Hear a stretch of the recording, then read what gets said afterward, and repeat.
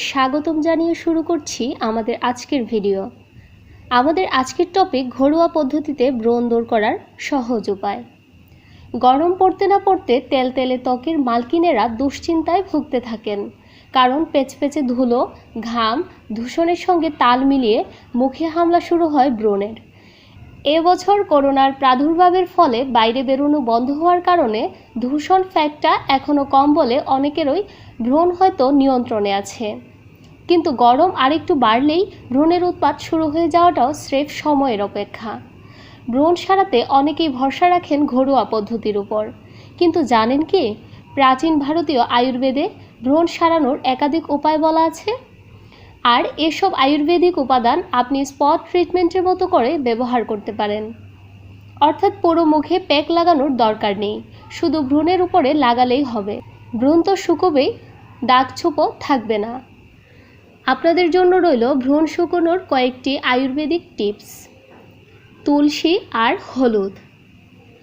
অনেকেরই বাড়িতে তুলসী গাছ রয়েছে, আর হলুদ জোগাড় করাও সহজ। এই দুটি উপাদান দিয়েই বানিয়ে নিন ব্রণের ঔষধ।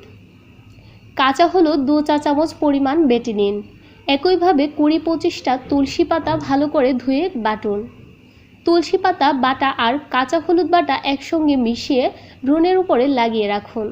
শুকিয়ে গেলে ধুয়ে ফেলবেন। প্রতিদিন বাড়তিনেক লাগাতে হবে। সারাদিনের জন্য একবারে বানিয়ে কৌটোয় ভরে ফ্রিজে রেখে দিন। নিম পাতা আর গোলাপ জল। নিম পাতা খুবই ভালো অ্যান্টিসেপটিক, আর গোলাপ জল ত্বক স্নিগ্ধ আর সতেজ রাখে। পাতা সমেত গোটা 5 নিমের ডাল ভেঙে নিন।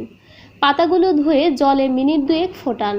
তারপর জল থেকে পাতা তুলে মিক্সিতে বা শিলে বেটে নিন। এবার পাতা বাটায় 2 চা চামচ পরিমাণ গোলাপ জল মেশান।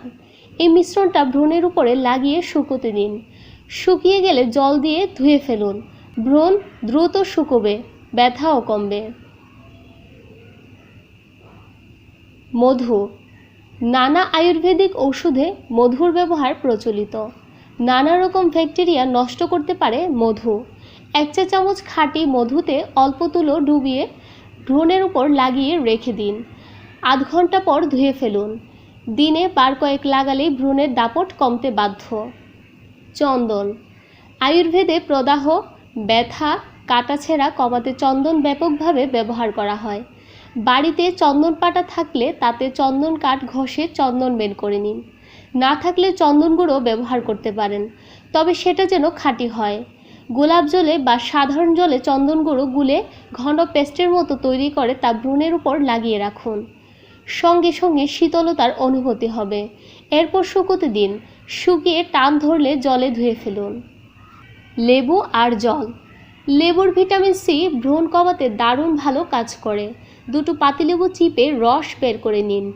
এই রসে 2 চা চামচ জল মেশান।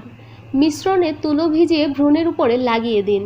খুব দ্রুত ব্রণ শুকিয়ে যাবে।